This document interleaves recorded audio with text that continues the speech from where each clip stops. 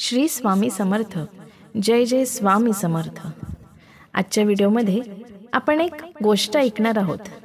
प्रत्येकाने ससा कासवाची गोष्ट नक्कीच ऐकली असेल. तीच आपण गोष्ट परत ऐकूया. ससा आणि कासवाच्या शर्यतीत ससा झोपून राहिल्याने हरला. कासव जिंकले, पण सशाला शांत बसवेना. आपल्या वेगाने पळण्याची क्षमता अधिक असूनही निव्वळ झोपल्यामुळे आपण हरलो हे त्याच्या लक्षात आले. पराभवाचा हा सल संपविण्यासाठी त्याने कासवापुढे पुन्हा शर्यतीचा प्रस्ताव ठेवला. विजयाच्या आनंदात आपण जिंकू शकतो यावर विश्वास बसलेल्या कासवाने होकार भरला. शर्यत पुन्हा सुरू झाली. यावेळी शशाने चूक केली नाही. तो थांबला नाही, तो झोपला नाही. परिणामी वेगवान ससा शर्यत जिंकला. हळूहळू चालणारे कासव हरले.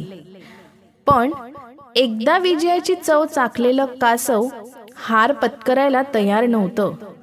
कासव पुन्हा शशाकडे गेलं आणि म्हणालं, मी तुझं ऐकलं, आता तू माझे ऐक. आपण पुन्हा शर्यत लावू. ससा हसला आणि म्हणाला, एकदा माझ्या चुकीमुळे मी हरलो, पुन्हा पुन्हा ती चूक कशी करेन? पण तुझी हरण्याचीच इच्छा असेल तर लावू आपण पुन्हा शर्यत. सशाचा होकार मिळाला तसं कासव म्हणालं, पण यावेळी शर्यतीचा मार्ग मी ठरवणार. स्वतःच्या वेगाची आणि कासवाच्या धीम्या गतीची खात्री असलेल्या सशानेही त्याला होकार दिला. शर्यतीचा मार्ग कासवाने ठरवला. शर्यत पुन्हा सुरू झाली. ससा चूक करणार नव्हता. तो वेगात पळत राहिला. कासव मागे राहिलं. पण पळता पळता अचानक ससा थबकला. जागेवर थांबला. पुढे आडवी नदी वाहत होती. कासवाने बरोबर मार्ग काढला होता. सशाला पोहता येत नव्हतं.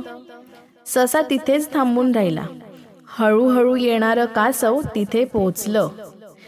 त्याने सशाकडे हसून बघितलं आणि नदीत उडी मारून पलीकडच्या काठावर पोहोचलंही. शर्यत कासवाने जिंकली. सशाच्या वेग क्षमतेवर कासवाने स्वतःच्या बुद्धिक्षमतेनं मात केली. हरलेला ससा विचार करीत राहिला. आपल्याला पोहता येत नाही म्हणून आपण हरलो हे त्याच्या लक्षात आलं. तो विचार करून पुन्हा कासवाकडे गेला आणि म्हणाला, मित्रा, आपण आजपासून शर्यत नाही लावायची. आजपासून एक करायचं. जिथे जमीन असेल तिथे मी तुला पाठीवर घेईन आणि जिथे नदी आडवी येईल तिथे तू मला पाठीवर घे. दोघे मिळून आपण असं पुढे जात राहिलो तो सर्वात पुढे आपण दोघेच असू. प्रत्येकात साऱ्या गोष्टी अथवा गुण कधीच नसतात. मात्र प्रत्येकात काही ना काही गुण असतोच. जे आपल्यात नाही ते इतरांकडे असू शकते. जे इतरांकडे नाही ते आपल्याकडे असू शकतं. अशा एकमेकांच्या गुणांचा वापर करीत आपल्यातला उणेपणा भरून काढता येतो आणि सर्वोत्तम यश गाठता येते. एकमेकांना पराभूत करण्यात शक्ती खर्ची घालवण्यापेक्षा एकमेकांच्या शक्तीच्या बळावर बलाढ्य काही करता येतं. वैयक्तिक मोठेपणाच्या अभिलाषेपायी निव्वळ दुसऱ्यांच्या चुका काढण्यापेक्षा त्यांच्यातील चुकांकडे दुर्लक्ष करून त्यांच्यातील उत्तम गुण हेरून त्यांचा वापर करून घेणं ही खरी यशस्वी क्रियाशीलता.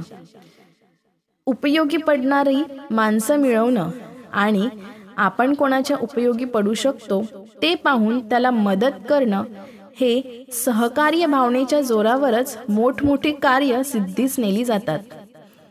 काही लोकांकडे कल्पना क्षमता असते, पण कल्पना सत्यात उतरवणारी कृती क्षमता नसते. काहींकडे शक्ती असते, पण योग्य नियोजन क्षमता नसते. काहींकडे संघटना क्षमता असते, पण निर्णय क्षमता नसते. निर्णय क्षमता असते तर नेतृत्व क्षमता नसते.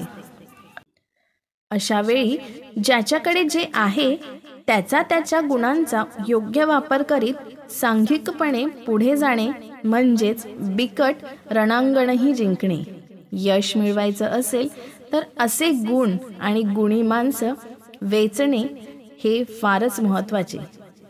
श्री स्वामी समर्थ. जय जय स्वामी समर्थ.